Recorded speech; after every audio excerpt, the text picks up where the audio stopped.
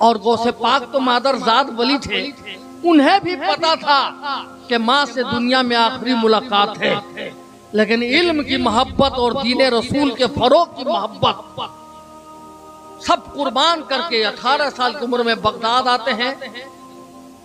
30 सालों तक उन्होंने तालीम हासिल की और उसके बाद 25 साल तक बगदाद शहर से बाहर जंगलों में बेअबान में इबादत करते। अब्दुल कादिर जिलानी बगदादी रज़ी अल्लाह तआला अन्हु इस दुनिया में कब तशरीफ लाए? 1078 ईस्वी 17 मार्च मुताबिक 1 रमजान 470 हिजरी में दुनिया में तशरीफ लाए और 1166 ईस्वी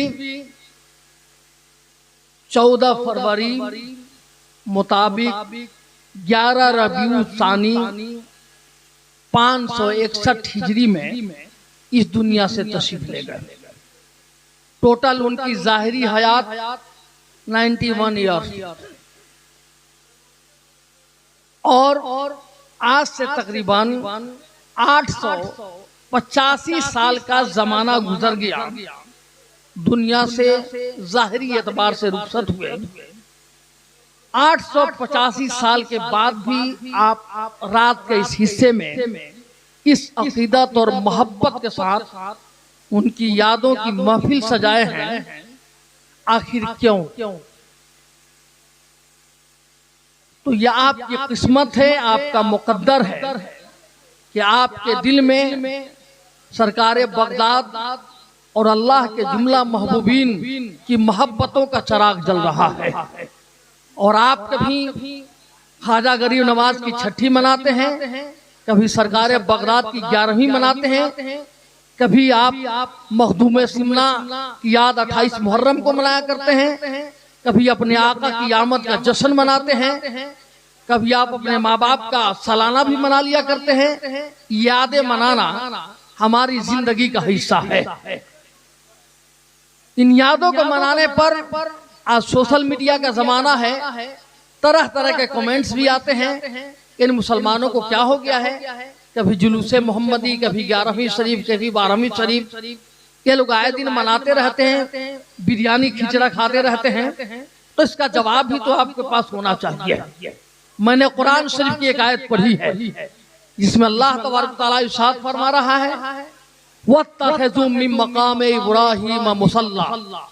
ए हज करने वालों, उम्रा करने वालों, जब तुम काबा में पहुंचो, हज करने के लिए आओ, उम्रा करने के लिए आओ, तो मकाम इब्राहिम के करीब 2 रकत नमाज नफिल अदा करो। आखिर वहां क्यों नमाज पढ़ी जाए? मकाम इब्राहिम क्या है? मकाम इब्राहिम वो पत्थर है जिस पर हजरत सैयदना इब्राहिम अलैहिस्सलाम खड़ा होकर काबा की तामीर किए थे। उस पत्थर की खुसूसियत ये थी कि वो पत्थर भी जन्नती है और एक और पत्थर जो काबा के अंदर लगा है वो भी पत्थर जन्नती है। जैसे जैसे काबा की दीवार बढ़ती वैसे वैसे ये पत्थर बुलंद होता।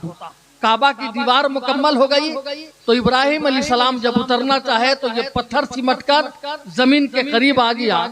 अब तकरीबन कमर के बराबर वो पत्थर है, आज भी है, जिस पर हजरत इब्राहिम अलैहिस्सलाम के पाए अक़दस के निशान मौजूद है।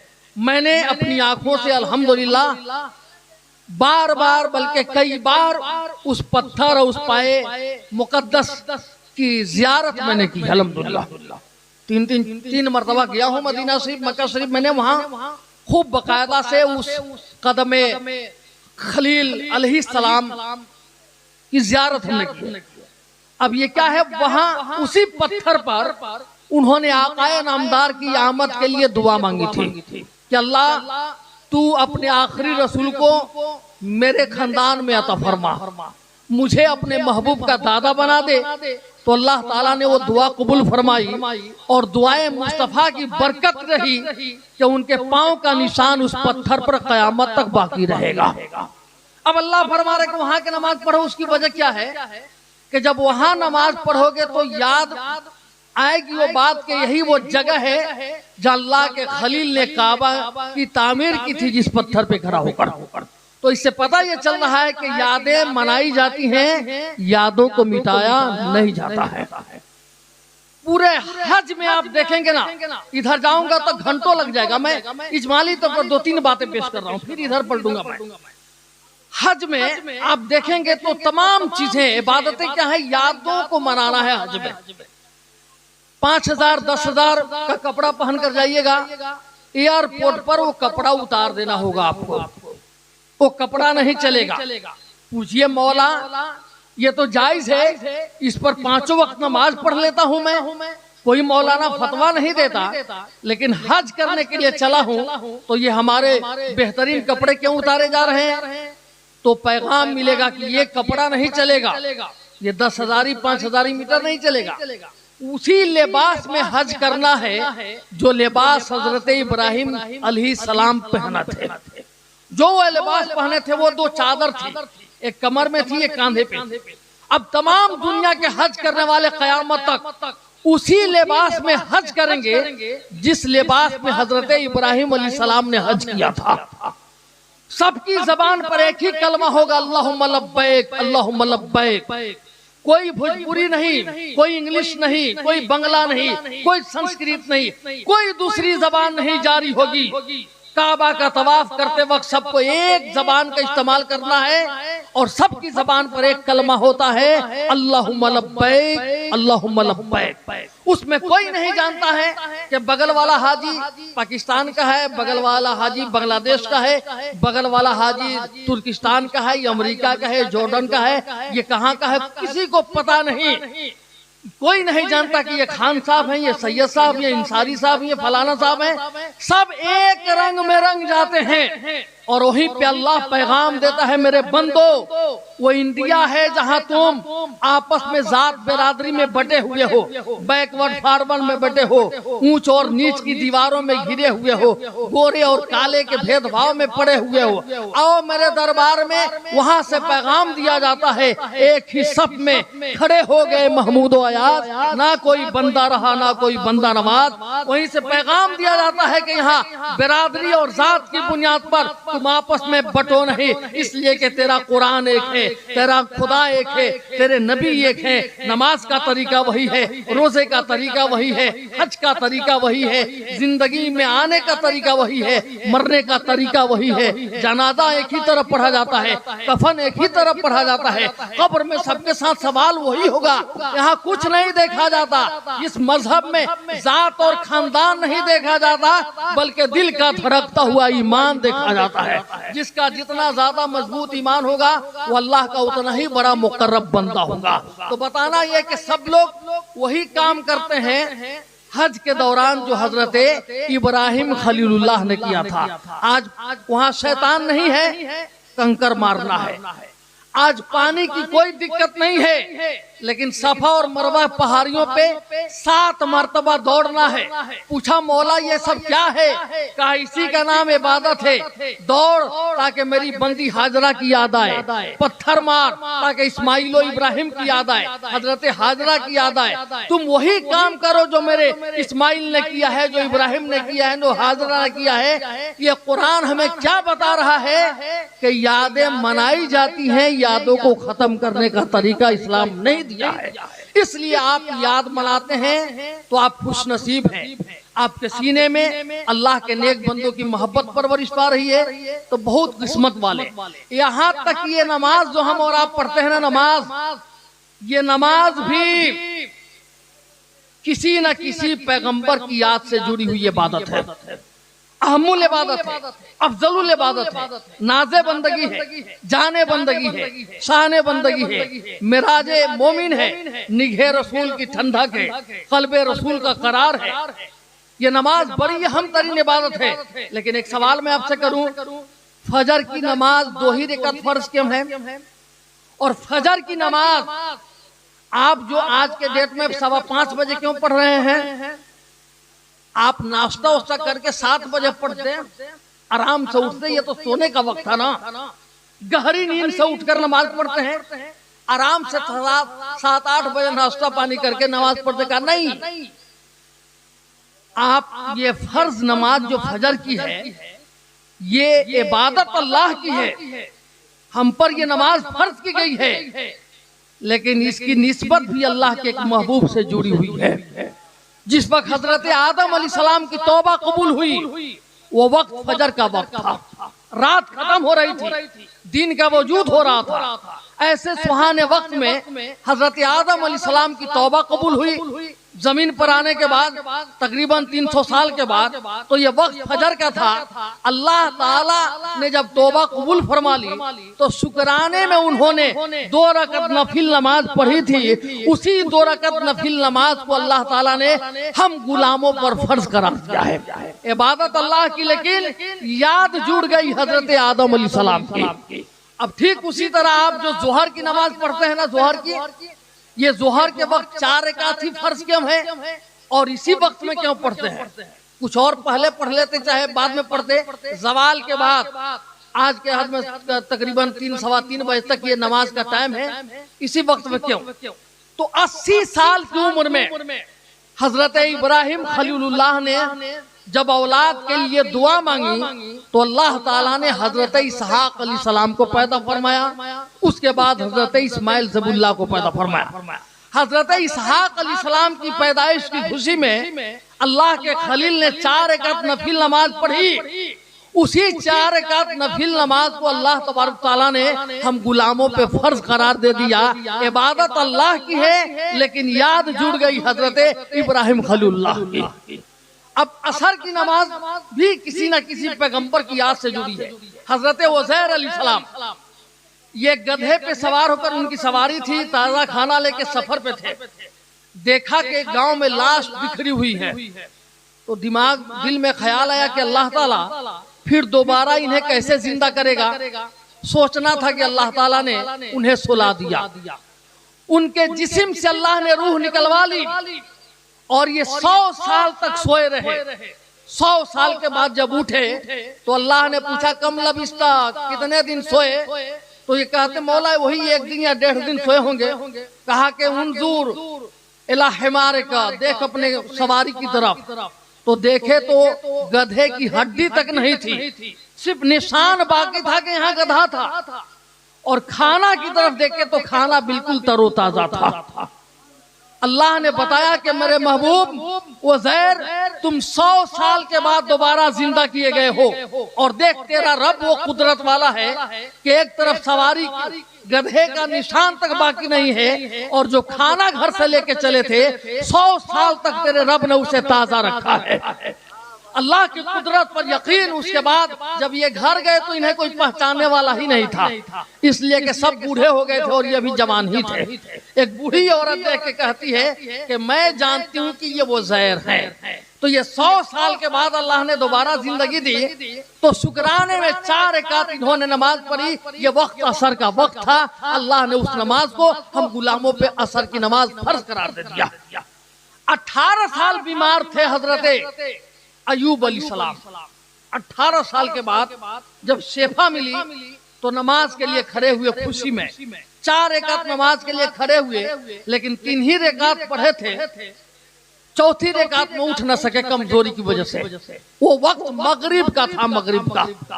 अब उस नमाज को अल्लाह ने इन गुलामों पे, हम गुलामों पे, आका के गुलामों पे, अपने महबूब की उम्मत पर, अपने बंदों पर अल्लाह ताला ने मगरिब की नमाज फर्ज करा दी। और ये वक्त मगरिब का था जब हजरत यूनुस अलैहिस्सलाम मछली के पेट से निकले थे 40 दिनों के बाद। जानते हैं उनका वाक़या? वो अल्लाह के बंदों से रूठ गए, तबलीग करते रहे, नहीं मान रहे थे सब। तो कहा मौला तू इन्हें हलाक कर दे। तो अल्लाह ने कहा यूनुस तुम मेरे बंदों की हलाकत की दुआ मत करो, तुम और तबलीग करो। फिर तबलीग शुरू किया। फिर जब उनकी बात उनकी उम्मत मानने से इनकार करने लगी तो नाराज होकर कहे कि तुम लोग रहो, मैं चल दिए अल्लाह के बंदों को छोड़कर। एक कश्ती में सवार हुए तो कश्ती वालों ने कहा कि अगर कोई ऐसा आदमी इसमें बैठा हुआ है जो अपने मालिक से रूठ के जा रहा है तो उतर जाए, नहीं उतरेगा तो उसकी वजह से ये पूरी कश्ती गर्क कर दी जाएगी। अब हजरत यूनुस अलैहिस्सलाम समझे कि मैं ही हूँ जो अपने मालिक से रूठ के जा रहा हूँ, अगर मैं दरिया में कूद जाता हूँ तो बाकी के लोग बच जाएंगे। हजरत यूनुस अलैहिस्सलाम खड़े हुए दरिया में कूद गए। अल्लाह ने एक बहुत बड़ी मछली को हुक्म दिया कि देख मेरा बंदा रूठ के गया है और दरिया में कूदा है, तू उसको अपने मुंह में ले ले। एक बहुत बड़ी मछली हजरत यूनुस अलैहिस्सलाम को अपने मुंह में ले लेती है और 40 दिनों तक ये मछली पानी में तैरती रही। जीके में जीएस में अगर सवाल आए कि चलती हुई कबर किसे कहते हैं, तो हजरत यूनुस अलैहिस्सलाम को जो मछली लेके घूमी थी वही मछली चलती हुई कबर है, समझे ना। तो 40 दिनों तक ये मछली उनको अपने पेट में रखी और पेट के अंदर ये आयत पढ़ रहे थे, ला इलाहा इल्ला अंता सुब्हानका इन्नी कुन्तु मिनज़ ज़ालिमीन। इस आयत के ताल्लुक से मुफस्सिरीन फरमाते हैं कि मुसीबत में यह आयत पढ़ने से अल्लाह मुसीबत से निजात अता फरमाता है। 40 दिनों के बाद हजरत यूनुस अलैहिस्सलाम को अल्लाह ताला ने मछली के पेट से बाहर निकाला। मछली को हुक्म दिया कि निकाल मेरे बंदे को बाहर, और मछली दरिया से बाहर हजरत यूनुस अलैहिस्सलाम को आके निकाल देती है। तो ये वक्त रात का था, ऐशा का वक्त था। शुक्राने में यूनुस अलैहिस्सलाम ने 4 रकात नमाज नफिल पढ़ी थी, अल्लाह ने इस उम्मत पे फर्ज करार दे दिया। तो जो हम नमाजें पढ़ते हैं ना, वो नमाजें भी किसी न किसी पैगंबर और अल्लाह के महबूब की याद से जुड़ी हुई है।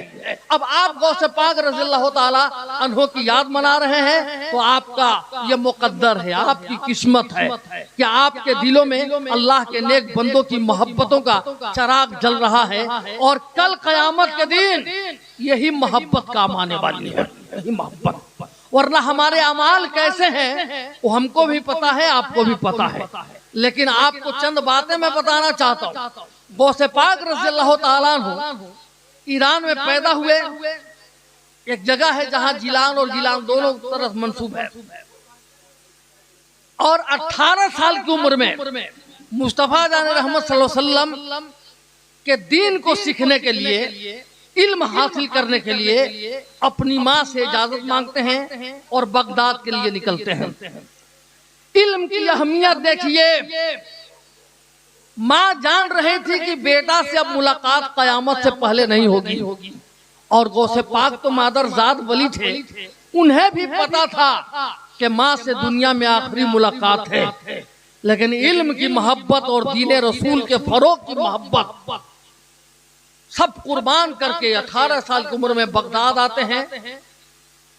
30 सालों तक उन्होंने तालीम हासिल की और उसके बाद 25 साल तक बगदाद शहर से बाहर जंगलों में, बेअबान में इबादत करने लगे।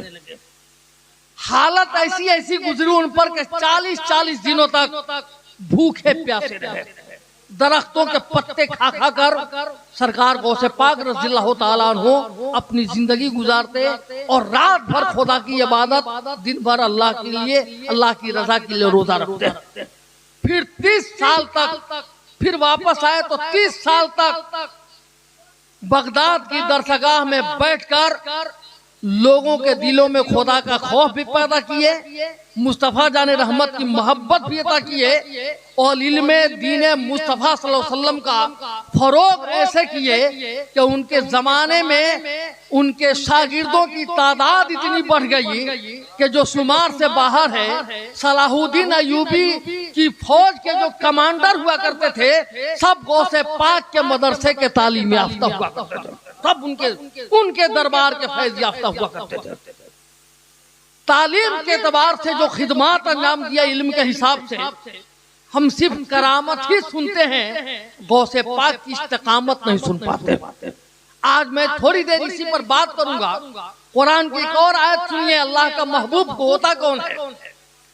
अल्लाह ताला ने इरशाद फरमाया कुरान में, इबादुर रहमानिल लज़ीना यमशूना अलल अर्दि हौना व इज़ा खातबहुमुल जाहिलूना क़ालू सलामा वल्लज़ीना यबीतूना लिरब्बिहिम सुज्जदन व क़यामा। रहमान के बंदे अल्लाह के महबूब बंदे वो होते हैं जो जमीन पर आजिजी के साथ चलते हैं, इनकिसारी के साथ चलते हैं, अकर के नहीं चलते, घमंड में नहीं चलते। जिस तरह अमीरों से मिलते हैं उसी तरह गरीबों से मिलते हैं। उनके दरबार में भेदभाव नहीं होता, उनका दरबार सबके लिए खुला रहता है। वहाँ ना गोरा देखा जाता है ना काला देखा जाता है, ना अमीर देखा जाता है ना गरीब देखा जाता है। सबसे एक साथ तौर पर मोहब्बत की जाती है। उनका सर झुका रहता है आजिज़ी में, वह करके नहीं चला करते। अल्लाह फरमा रहा है मेरे महबूब बंदों की पहली निशानी। दूसरी निशानी क्या बता रहा है?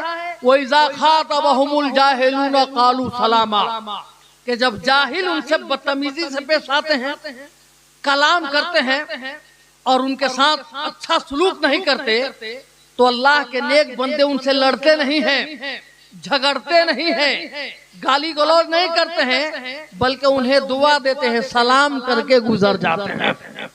अगर हम लोगों को कोई गाली दे तो फौरन या आस्तीन चढ़ा के फैटा फैटी के लिए तैयार।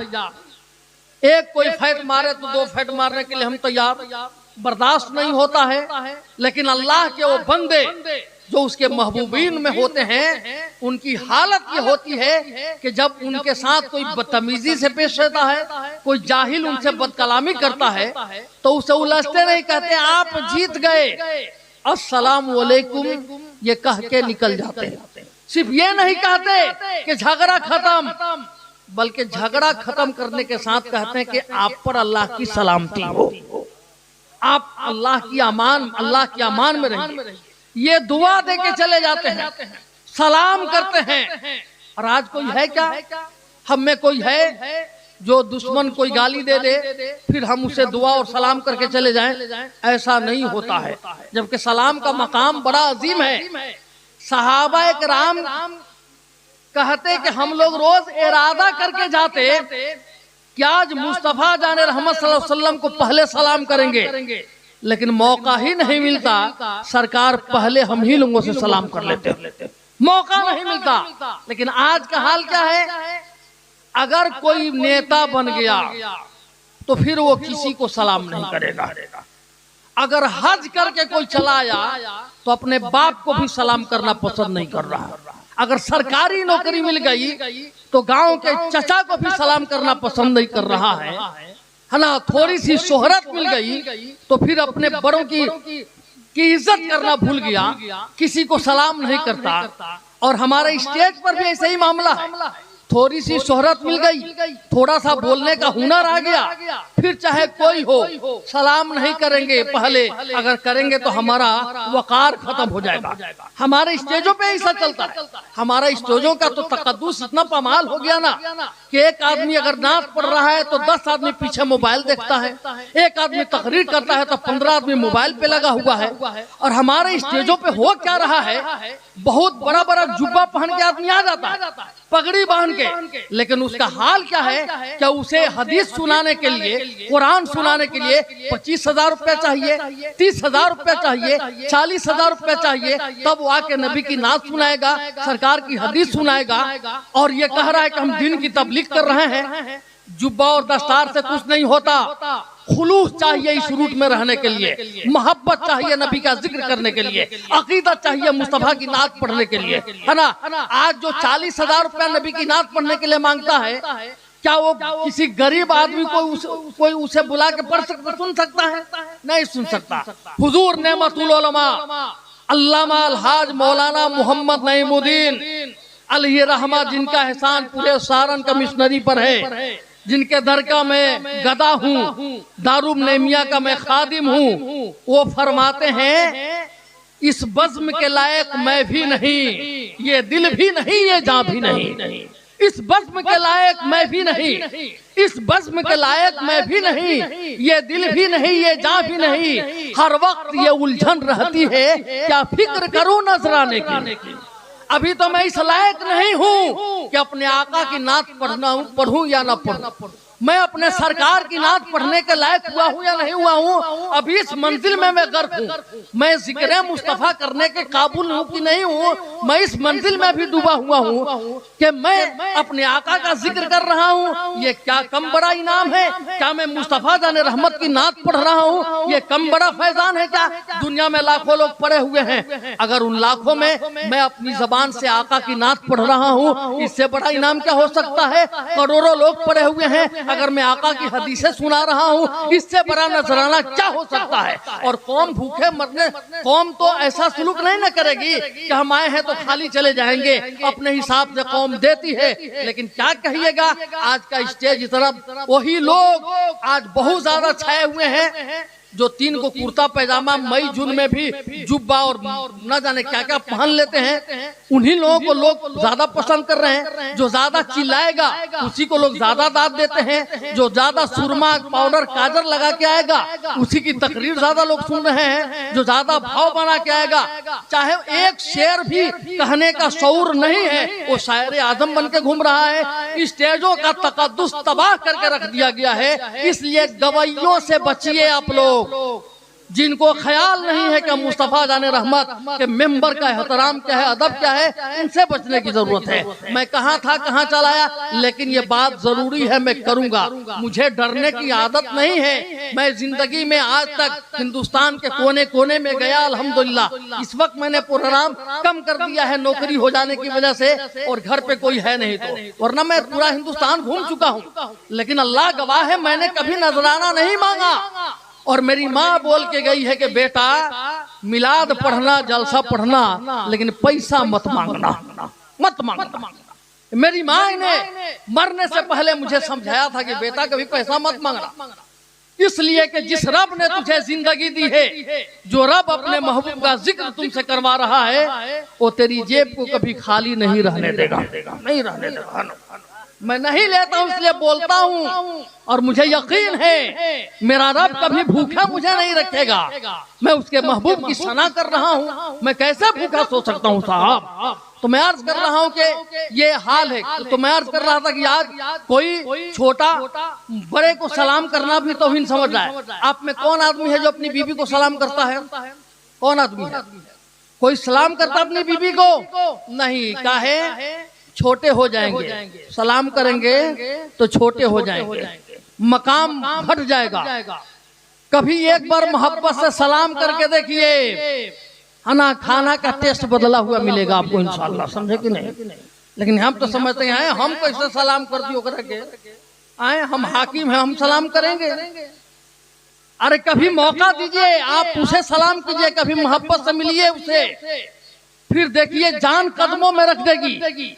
आज तो बेटा बाप को सलाम करने में शर्म महसूस कर रहा है, अब्बू को अब्बू कहने में शर्मा रहा है, अम्मी को अम्मी कहने में घबराता है, लेकिन सास को अम्मी जान कहने में दिक्कत नहीं है, ससुर को अब्बू जान कहने में कोई लफड़ा नहीं है। इसलिए मैं कह रहा हूँ कि सलाम बहुत अजीम तरीन दौलत है, इसको फैलाइए। याद रखिएगा, एक हदीस याद आई, सरकार फरमाते हैं कि तुम में से कोई भी उस वक्त तक जन्नत में नहीं जा सकता जब तक कि वो मोमिन न हो जाए, और मोमिन उस वक्त तक नहीं हो सकता जब तक ये आपस में मोहब्बत में रहना शुरू न कर दे, और मोहब्बत आपस में उस वक्त तक नहीं हो सकती जब तक आपस में एक दूसरे को सलाम करना शुरू कर दिया जाए। तुम अगर चाहते हो कि आपस में मोहब्बत बनी रहे, ईमान बचा रहे और जन्नत मिल जाए, तो आप सलाम को फैलाओ, एक दूसरे से सलाम करो, मोहब्बत बढ़ती जाएगी, ईमान बचा रहेगा, जन्नत मुकद्दर बन जाएगी, है ना। तो ये दूसरी सिफत क्या है कि सलाम करना। जो अल्लाह के नेक बंदे होंगे वो बदतमीजों का जवाब भी दुआ से दे के चले जाएंगे, गाली का जवाब गाली नहीं देंगे। और तीसरी सिफत ये होगी उनकी कि वो रात को अपने रब की रजा के लिए सजदा और कयाम में गुजार देंगे। 40 साल तक गौसे पाक रज़ियल्लाहु ताला अन्हु ऐशा के वजू से फजर की नमाज पढ़े। हम सिर्फ सुनेंगे कि कभी हम भी पढ़ के देखेंगे। शब कदर में या शब बारात में जगने का मौका भी मिलता है तो पूरी रात चाय पीने में, पटाखा छोड़ने में गुजार देते हैं। शब बारात में लड़का सब फटफटिया चलाने में गुजार देता है। शब कदर में भी हम जग नहीं पाते हैं। कम से कम गौसे पाक के चाहने वाले एक रात तो अपने रब को राजी करने के लिए कभी आम दिनों में जग के देखिए, आम दिनों में आम रात में जगिए अपने रब की रजा के लिए। सिर्फ तकरीर करेंगे, सुनेंगे हम लोग कब जगेंगे? तो अर्ज करना है कि ये 3 सिफतें हैं। गौसे पाक क्या फरमा रहे हैं? अल्लाह के नेक बंदों की पहचान 12 होती है। 12 जवाहिरुल कलायद में सरकार गौसे पाक रज़ियल्लाहु ताला अन्हु फरमा रहे हैं कि 12 सिफतें जिस बंदे में नजर आए वो बंदा अल्लाह का वली होगा, अल्लाह का मुकर्रब बंदा होगा।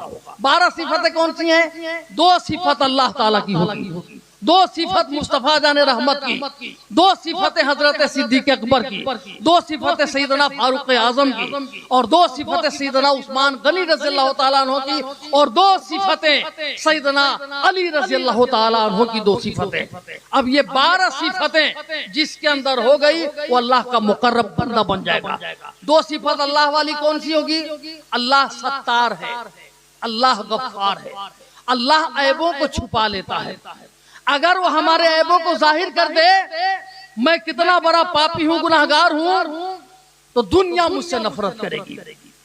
इनमें बहुत से ऐसे हैं जिनकी जिंदगी के अंदर गुनाहों का अंबार है, लेकिन अल्लाह ने छुपा के रखा है। दुनिया नहीं जानती है कि रात की तारीकी में कौन गुनाह कर रहा है, दिन के उजाले में कौन जुआ खेल रहा है, कौन ताश खेल रहा है।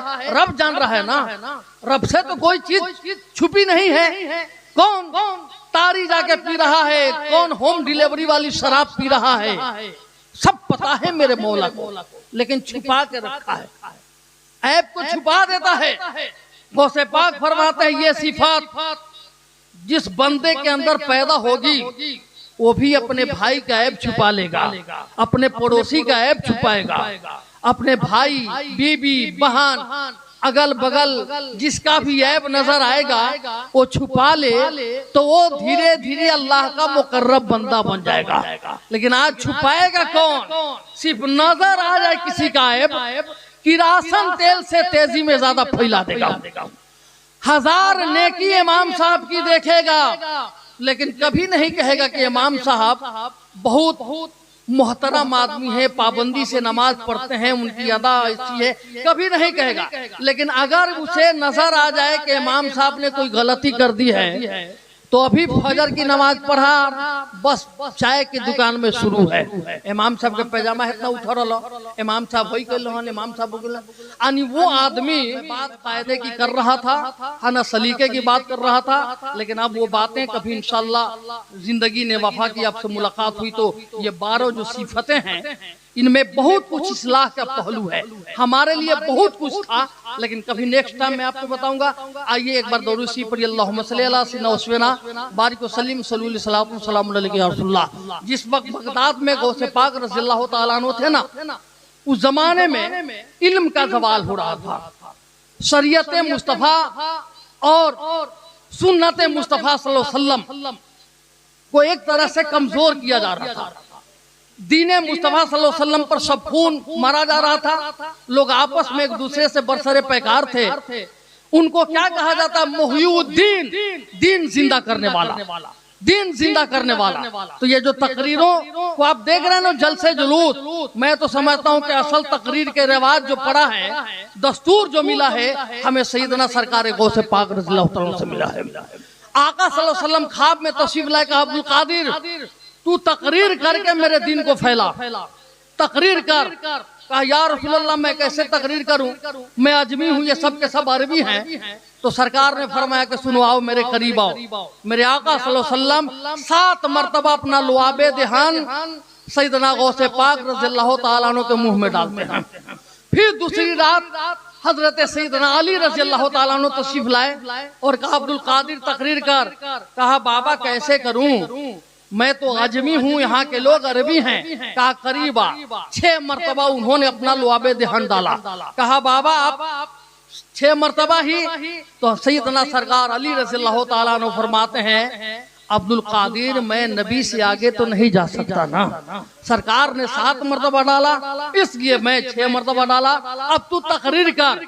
अब गौसे पाक रज़ियल्लाहु ताला अन्हु की तकरीर शुरू हुई तो पहले छोटी मस्जिद में अब जब एक तकरीर की शोहरत इलाके में हुई तो वो कम पड़ गई जगह। अब बगदाद की बड़ी मस्जिदों में, जामे मस्जिद में, वहाँ जगह कम पड़ गई तो ईदगाह में तकरीर होने लगी। ईदगाह में जब जगह कम पड़ गई तो खुले मैदान में गौसे पाक की तकरीर होने लगी। अब उनकी तकरीर में ये 200-400 का मजमा नहीं होता, उनकी तकरीर में 70,000 80,000 लोग आया करते थे। और उनकी तकरीर सुनने के बाद लोगों के दिल में खुदा का खौफ ऐसा पैदा होता, नबी पाक की मोहब्बत ऐसी होती कि दुआ करते कि मौला अब इस दुनिया में रहने की तमन्ना नहीं है, इसी महफिले गौसे पाक में मुझे उठा ले। दुआ कबूल हो जाती। 80-80 50-50 जनाजे उनकी महफिल से निकलते। जो एक बार सुन लेता दिल की दुनिया बदल जाती। 400 उलमा आगे बैठकर उनकी तकरीर को लिखा करते थे। हजार की तादाद में औलिया कामिलीन गौसे पाक की तकरीर में शामिल हुआ करते थे। दिल की दुनिया बदल जाती थी, आखिरत का भी हिस्सा मिलता, दुनिया में भी कामयाबी मिलती। उनकी महफिल का अदब यह होता कि ऊपर से परिंदे भी गुजरने की हिम्मत नहीं करते। यह उनकी कुदरत जो अल्लाह ने अता की थी। एक दिन तकरीर हो रही थी, चील ऊपर से गुजर गया बोल के, निगाहे गौस उठी, फिर वो जमीन पे आ गया। जमीन पर आने के बाद महफिल जब खत्म हो गई तो सरकार गौसे पाक रज़ियल्लाहु ताला अन्हु तशरीफ ले गए और उस चील को बोले कि आइंदा मेरी महफिल का अदब करना, जब मेरी तकरीर हो रही हो तो ऊपर से गुजरने की कोशिश मत करना, चल आइंदा इस बात का ख्याल करना, चल उड़ जा। वो चील उड़ के फिर से जिंदा होकर चला गया।